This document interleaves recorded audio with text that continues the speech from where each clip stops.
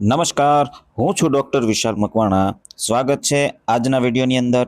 સૌને ખ્યાલ છે કે શિક્ષક અભિરુચિ કસોટી શિક્ષક અભિરુચિ કસોટી ઉચ્ચતર માધ્યમિક એટલે કે હાઈ સેકન્ડરીનું રિઝલ્ટ છે એ 16 તારીખના રોજ બહાર પાડવામાં આવેલું છે. સર્વેએ પોતપોતાનું રિઝલ્ટ છે તે જોઈ લીધું હશે.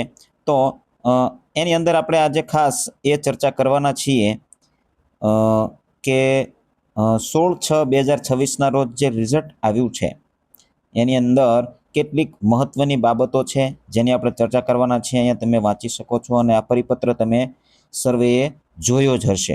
તો એની અંદર તમે જોઈ શકો છો કે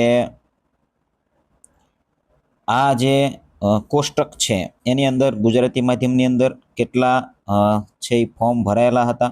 તો આટલા ફોર્મ ભરાયેલા હતા અને આટલા છે એ 1,43,734 છે એ હાજર રહ્યા હતા અને એમાંથી 70થી વધુ ગુણ મેળવનાર આટલા ઉમેદવાર છે ને 80થી વધુ અને 90થી વધુ અને આવી રીતે તમે દરેક માહિતી આની અંદર જોઈ શકો છો.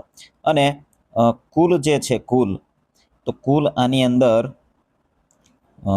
આટલા ઉમેદવાર છે એ હાજર રહ્યા હતા અને આટલા ઉમેદવાર છે એ ત્રણ માધ્યમ છે, ગુજરાતી, હિન્દી, અંગ્રેજી ત્રણ માધ્યમ છે. એની અંદર આટલા કેન્ડિડેટ છે એ ક્વોલિફાય થયા છે, પાસ થયા છે.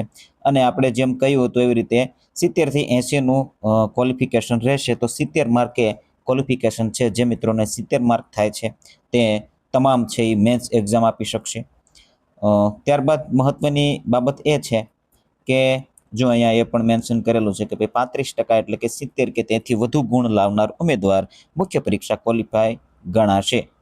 આની અંદર મેન્શન પણ કરવામાં આવેલું છે. એવી જ રીતે ટાટ જે સેકન્ડરી છે એની અંદર પણ 70થી 80નું જ રેશિયો રાખવાનો છે, 70 અથવા તો 80. આથી વધારે જે છે એ વધારે છે આની અંદર મેરિટ જશે નહીં, 70 અથવા તો 80 ત્યાં સુધીનું એમાં પણ મેરિટ રહેશે. બીજી મહત્વની બાબત એ છે કે આની અંદર જો કોઈને OMR સીટ છે એની પુનઃ ચકાસણી કરવી હોય, શું કરવું હોય? પુનઃ ચકાસણી કરવી હોય, OMR સીટની પુનઃ ચકાસણી કરવી હોય તો એ પણ તમે કરી શકો છો. તો એની અંદર 18/6/2026 થી 30/6/2026 સુધી જે કામકાજના દિવસો છે અહીંયા 11 વાગ્યા સુધી, સાંજે 11થી 5 વાગ્યા સુધીની અંદર તમે રૂબરૂ મુલાકાત લઈ શકો છો અને અરજી કરી શકો છો.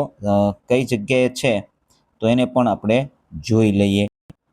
તો તમારે ક્યાં જવાનું છે? તો રાજ્ય પરીક્ષા બોર્ડ સેક્ટર 21 ગાંધીનગર ખાતે તમારે પહોંચી જવાનું છે.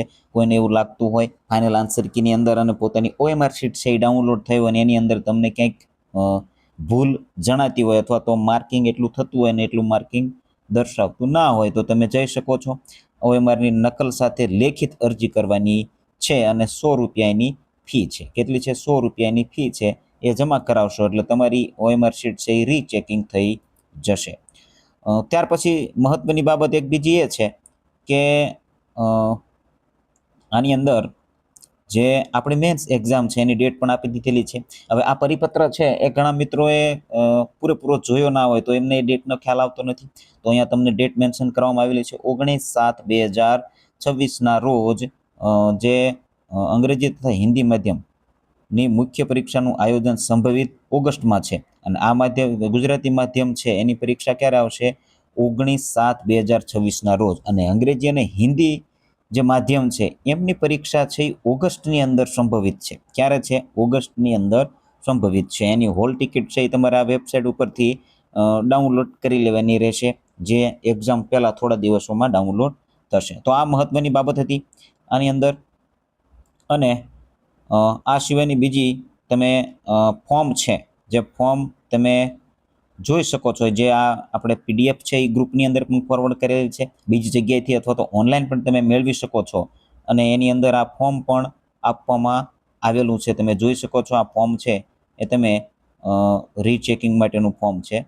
તો રીચેકિંગમાં આ દરેક બાબત છે એ મેન્શન કરી ફોર્મ ભરી આની પ્રિન્ટ કાઢી ફોર્મ ભરી અને તમારે જવાનું છે, રૂબરૂ જવાનું છે. એની અંદર OMR શીટની રૂબરૂ ચકાસણી બાદ ગુણની સ્થિતિ કઈ આવે છે એ આની અંદર તમારે ઉમેદવારની સહી અને શું છે અને દરેક બાબત ત્યાં તમને મળી જશે.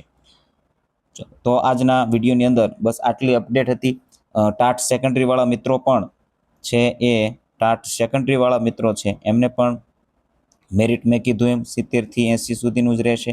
એટલે જેને પણ એટલા માર્ક થાય છે એ ખાસ છે એ તૈયારીમાં લાગી જાય.